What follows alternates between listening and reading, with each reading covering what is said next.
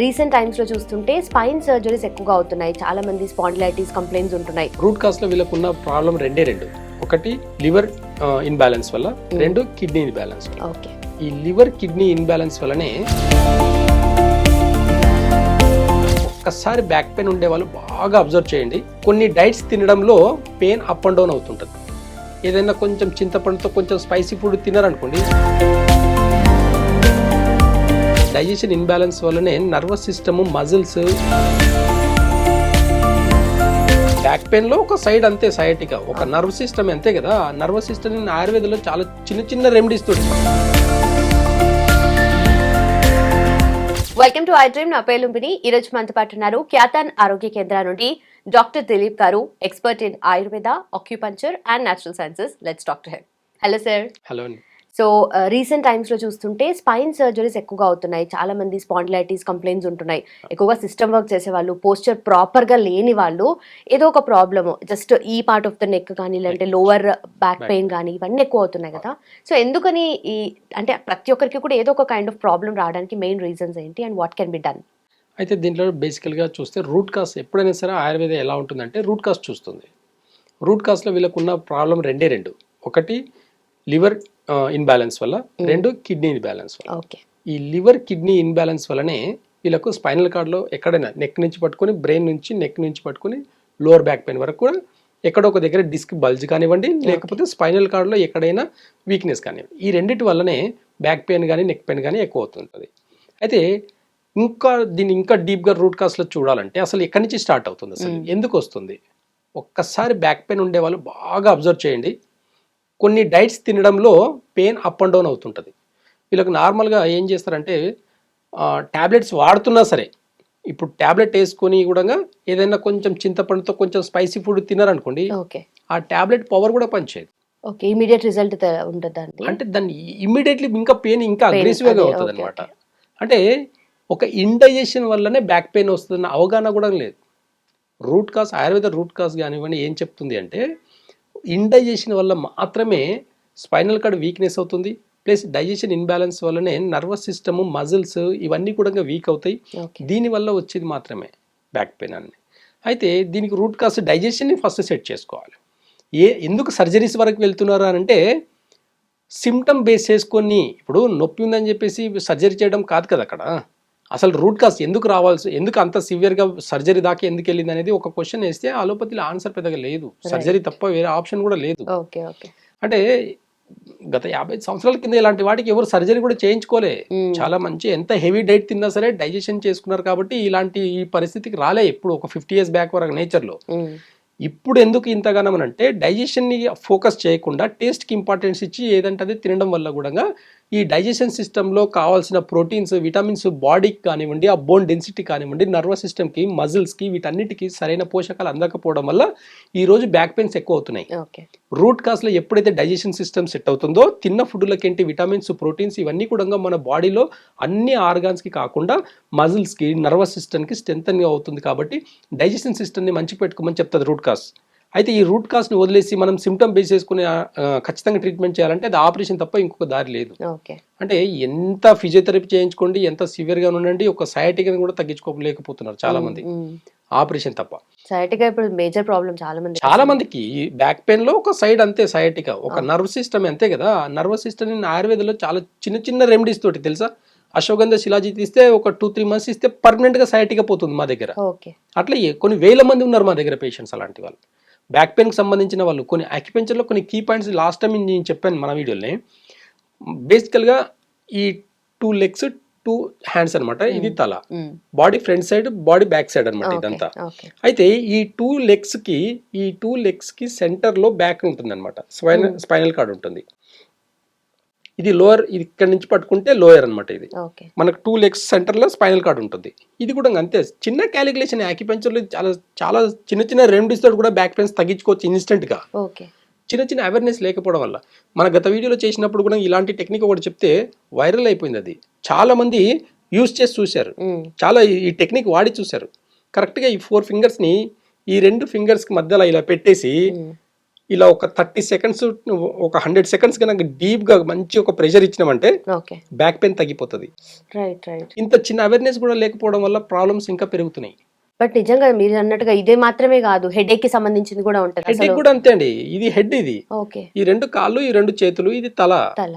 ఇది జస్ట్ ఇక ఇది ఇలా పట్టుకొని ఇలా అంటే హెడేక్ తగ్గుతుంది. ట్రై చేసి చూడండి. మీరు కామెంట్ చాలా ఈజీగా ఇలా బ్లైండ్గా టైంపాస్ ఇట్లా రోల్ చేసేవాళ్ళు ఇలా ఎలా వస్తే అలా కామెంట్ చేస్తారు. రియల్గా కామెంట్ ఎవరు పెడతారు తెలుసా? రియల్గా హెడేక్తో సఫర్ అయిన వాళ్ళు ఒకసారి ప్రెషర్ ఇచ్చి చూసి ఒక 30 సెకండ్స్ ప్రెషర్ ఇచ్చేయండి. ఇచ్చిన తర్వాత అబ్జర్వ్ చేయండి ఎలా ఉందో. కొంచెం బెటర్ అనుకోండి, ఇంకో 30 సెకండ్స్ ఇవ్వండి. అలా ఒక 2 మినిట్స్ చేసి చూడండి. ఒక డీప్ ప్రెషర్ ఇట్లా పట్టుకునే ఇలా అంటే కాదండి, ఒక మంచి డీప్ ప్రెషర్ పెట్టుకొని ఇలా కరెక్ట్గా అంటే హెడేక్ తగ్గిపోతుంది. నెక్ పెయిన్ ఇక్కడ ఇది నెక్ అనమాట, ఇది హెడ్ అన్నప్పుడు ఇది బ్యాక్ సైడ్, ఇది ఫ్రంట్ సైడ్ ఫేస్ సైడ్ అనమాట. నెక్ సైడ్ ఉన్నప్పుడు ఇది ఉంది కదా, ఇక్కడ నుంచి ఇక్కడ వరకు ఈ పార్ట్ అంతా కూడా గట్టిగా ఇలా పెట్టి ఇలా అంటే నెక్ పెయిన్ కూడా తగ్గిపోతుంది. బట్ జనరల్లీ ఎవరికైనా వచ్చే ఆలోచన అది ఏం లింక్ ఉంటుంది అసలు అని ఆలోచిస్తారు కదా. అవును. అయితే మనకు అన్ని అరచేతుల్లో, అరికాల్లో, బాడీలో ఉన్న మెరిడియన్స్ అన్నిటికీ అక్యుపెంచర్ని బేస్ చేసుకొని చెప్తున్న సబ్జెక్ట్ ఇది. అక్యుపెంచర్ బేస్ చేసుకొని చెప్పినప్పుడు అరచేతిలో మాత్రమే ఇవన్నీ ఉంటాయి. ఈ కీ పాయింట్స్ అన్నీ కూడా మనం ఇన్స్టెంట్గా పెయిన్ తగ్గించుకోవాలనుకుంటే అక్యుపెంచర్లో చాలా బాగా అద్భుతంగా పనిచేస్తాయి. కాబట్టి ఇన్స్టెంట్గా ఒకసారి ట్రై చేసి చూడండి. ఇదొకటి, ఈ టూ హ్యాండ్స్కి మధ్యలో ఒకటి, నెక్ పెయిన్ ఉన్నప్పుడు ఇక్కడ, హెడేక్ ఉన్నప్పుడు ఇక్కడ, ఈ 3 ఒకసారి ట్రై చేసి అప్పుడు మీరు కామెంట్ పెట్టండి. ఎందుకంటే ఒక్కొక్క కామెంట్ అవతల వాళ్ళకు చాలా ఇన్స్పిరేషన్గా ఉంటుంది. కాబట్టి కామెంట్ పెట్టేటప్పుడు కూడా అనుభవించి పెట్టండి. మీకు నిజంగా మీకు ప్రాబ్లం ఉందా, అసలు ఏంది ప్రాబ్లం, ఇది ఆలోచించి చూడండి. అసలు ఎందుకు వస్తుంది, ఎందుకు సర్జరీ వరకు వెళ్ళాల్సి వస్తుంది, సర్జరీ చేసుకున్న తర్వాత పోస్ట్ ఆపరేటివ్ ఈ పరిస్థితి ఏంటి, 25 ఏళ్ళు 30 ఏళ్ళకి సర్జరీ చేయించుకొని బెండ్ అవ్వాలంటే ఎంత ఇబ్బంది పడతారండి. ఒక వెయిట్ లేపాలంటే కూడా అవ్వదు. ఏం చేసినా చాలా కష్టంగా ఉంటుంది. ఇప్పుడు యంగ్స్టర్స్ అసలు చూస్తే 30-40 లోపల సర్జరీ చేయించుకునే వాళ్ళు చాలామంది ఉన్నారు. సీనియర్ సిటిజన్స్కి సర్జరీస్ లేవు, కానీ యంగ్స్టర్స్కి ఎక్కువ ఉన్నాయి. ఎందుకు? వాళ్ళు తీసుకునే ప్రెషర్, వాళ్ళు తీసుకునే కెరియర్, అంటే నిద్ర లేకుండా కష్టపడుతున్నారు. అది ఎంత కష్టపడ్డా హాస్పిటల్ ఛార్జెస్ కూడా సరిపోతలేవు వాళ్ళు. ఎంత సరే సర్జరీ చేయించుకున్న తర్వాత అయినా ఫిట్ ఉంటామా, అది కూడా లేదు. ఇంకా డౌన్ అయిపోతాం. ఎనర్జీ సిస్టమ్ ఎనర్జీగా చూస్తే ఇంకా డౌన్ అయిపోతుంది. ఇంకా కూర్చోలేకుండా సిచ్యువేషన్ వస్తుంది. ఒక పెయిన్కి మాత్రమే సర్జరీ చేయించుకుంటే తప్పు అవుతుంది, గుర్తుపెట్టుకోండి. ఆ పెయిన్ రూట్ కాజ్ చూడండి, ఎందుకు వచ్చింది తిని చూడండి. ఒకసారి నేను చెప్పినట్టుగా ఒక్కసారి మంచిగా పుల్లగా ఏదైనా తిని చూడండి. బ్యాక్ పెయిన్ ఉండే వాళ్ళకు, నెక్ పెయిన్ ఉండే వాళ్ళకు, హెడేక్ ఉండే వాళ్ళకు కొంచెం పులుపు తిని చూడండి. పెయిన్ ఎక్కువ అవుతుందా తక్కువ అవుతుందా అబ్జర్వ్ చేయండి. ఒక వన్ డే ఆపి చూడండి. దాని తర్వాత మంచి స్పైసీ ఫుడ్ తిన్నారు, పెయిన్ ఎక్కువ అవుతుందో తక్కువ అవుతుందో ఒక 1 డే చూడండి. ఆగి ఎక్కువైంది అనుకోండి, మీరు ట్యాబ్లెట్లు వాడుతున్నా, మెడిసిన్స్ వాడుతున్నా, ఇంజెక్షన్స్ తీసుకున్నా సరే, ఖచ్చితంగా పెయిన్ అనేది ఎక్కువ అవుతుంది. ఒకసారి అబ్జర్వేషన్ చేయండి. ఎందుకు మీరు మెడిసిన్స్ వాడుతుంటే కూడా మరి బ్యాక్ పెయిన్ ఎందుకు తగ్గట్లేదు? మరి మెడిసిన్స్ దేనికి ఇస్తున్నారు? పెయిన్స్కి మాత్రమే ఇస్తున్నారా? ఈ పెయిన్స్ వల్ల లివర్ ఇంకా స్ట్రగుల్ అవుతుంది. ఈ పెయిన్ కిల్లర్స్ ఎక్కువ వాడడం వల్ల కిడ్నీస్ ఎందుకు డ్యామేజ్ అవుతున్నాయి? పెయిన్ కిల్లర్స్, స్టెరాయిడ్స్ ఇవన్నీ వాడడం వల్ల ఇంకా ఎందుకు స్పైనల్ కార్డ్ ఇంకా డ్యామేజ్ అవుతుంది? క్వశ్చన్ వేసుకుంటే ట్యాబ్లెట్లు కాదు కదా, అసలు హాస్పిటల్ కూడా కాల్ పెట్టరు. జస్ట్ కీ పాయింట్స్ అండి. ఒక కీ పాయింట్స్ తగ్గించుకునేది అంటే ఇమ్మీడియట్లీ తగ్గించుకునేది కీ పాయింట్స్ సరిపోతుంది. ఆయుర్వేదాలు అయితే ఇంకా అద్భుతం. అసలు డైజెషన్ సిస్టమ్ రిపేర్ చేస్తుంది, డైజెషన్ సిస్టమ్ ఇంప్రూవ్ చేస్తుంది. అంటే రీజన్ ఏంటి? అక్కడ లివర్ అనేది డీటాక్స్ అవుతుంటుంది, ఇక్కడ కిడ్నీకి స్ట్రెంథన్ మెడిసిన్స్ ఇస్తాం. ఆయుర్వేదాలో చాలా అద్భుతమైన మెడిసిన్స్ ఉంటాయండి. అలా చిన్న బేసిక్ మెడిసిన్స్ వాడుకుంటా ఎలాంటి సైడ్ ఎఫెక్ట్ లేకుండా నేచర్ నుంచి ఇచ్చిన, ప్రకృతి నుంచి ఇచ్చిన ఆయుర్వేద మెడిసిన్స్ వాడడంలో తప్పేముంది? కాబట్టి అవగాహన లోపం వల్లనే మనం ఈరోజు ఆయుర్వేదాన్ని ఈరోజు మూలకు పడేసాం మనం. కాబట్టి ప్రతి చిన్నదానికి, చిన్న హెడేక్ వస్తే ఎంఆర్ఐ తీస్తారండి. అసలు అంటే బయట ప్రజలు ఎంత ఇబ్బంది పడుతున్నారు అనేది చూస్తున్నాం కళ్ళతో. ఒక హెడేక్కి ఎంఆర్ఐ 10,000 పెట్టి ఒక టెస్ట్ చేయించుకోవాలి. చేయించుకున్న తర్వాత ఎంఆర్ఐ తీసిన తర్వాత ఏం లేదండి, బాగుంది, ట్యాబ్లెట్ వేసుకోండి. ట్యాబ్లెట్ దేనికి? సిమ్టమ్స్కే. మళ్ళీ హెడేక్ తగ్గేదానికే. ఎప్పటికి వేసుకోండి తగ్గేదాకా. హెడేక్ వచ్చిన ప్రతిసారి ఈ ట్యాబ్లెట్ వేసుకోండి. పెయిన్ కిల్లర్ ఎన్ని రోజులు వేసుకోవాలి? ఆ పెయిన్ కిల్లర్స్ వల్ల కిడ్నీస్ చెడిపోవని చెప్పేసి ఆ డాక్టర్ని రాయమని చెప్పండి. ఆ పెయిన్ కిల్లర్స్ వల్ల ఎలాంటి సైడ్ ఎఫెక్ట్ లేదని చెప్పేసి అదే ప్రిస్క్రిప్షన్ అడ్వైజ్ అని రాయమని చెప్పండి. చూస్తానే చేయలేరు. వాళ్ళకే తెలుసు, వాడకండి అని వాళ్ళే చెప్తారు. మళ్ళీ రాసేది వాళ్ళే, వాడొద్దని చెప్పేది వాళ్ళే. పేషెంట్ సిచ్యువేషన్ బట్టి అడ్వైజ్ చేస్తారు. కానీ ప్రకృతి వైద్యంలో అలా లేదు. రూట్ కాజ్ నుంచి తగ్గిస్తుంది. కాబట్టి ఇలాంటి వైద్యాన్ని కూడా ఆదరిస్తే ఖచ్చితంగా ఆయుర్వేదంలో పర్మనెంట్గా తగ్గించుకునే ఈ స్పైనల్ కార్డ్కి సంబంధించిన, నెక్ పెయిన్కి సంబంధించిన, బ్రెయిన్ ఇష్యూస్కి సంబంధించిన, మైగ్రేన్కి సంబంధించిన, సయాటికాకి సంబంధించినవి అన్నీ కూడా తగ్గుతాయండి ఇవన్నీ. కాబట్టి చిన్న చిన్న అవగాహన లోపం వల్లనే మనం ఈరోజు ఈ స్థితిలో ఉన్నాం. కాబట్టి నేచర్ని నమ్ముకున్నప్పుడు ఖచ్చితంగా మన బాడీకి ఎలాంటి డిసీజ్ అనేది లేదనేది అర్థం చేసుకోవాలి. Right sir, thank you so much. Thank you.